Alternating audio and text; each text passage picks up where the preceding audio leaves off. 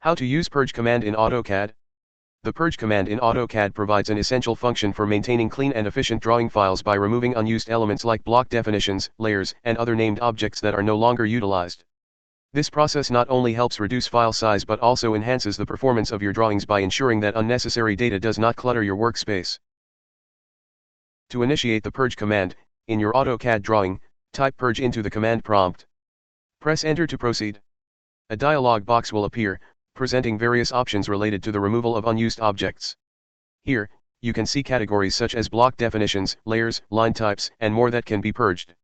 In the Purge window, there is a second option which is View items you cannot purge. This includes the item being actively used, part of a specialized toolset like AEC objects, or an anonymous block. Going back to the first option, depending on your needs, you might select blocks, layers, or any other unused named objects. For example, we'll delete 4 specific blocks. By clicking the Purge button, we'll be given an option to verify each item one by one. Once you have confirmed the items, AutoCAD will execute the Purge command, and the selected unused objects will be removed from your drawing.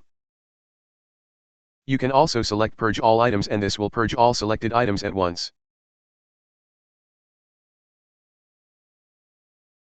To purge all objects, just click on Purge All and this will remove all unused elements. After the purge process is complete, it's a good practice to review your drawing to ensure that the objects have been removed correctly. Save your drawing to secure the changes. To check the size of old and new file, here it is. This is the old file which is 39,000 kilobyte while this new file is 31.4 thousand kilobyte. The file size is reduced to almost 20%. This covers how to use Purge command in AutoCAD.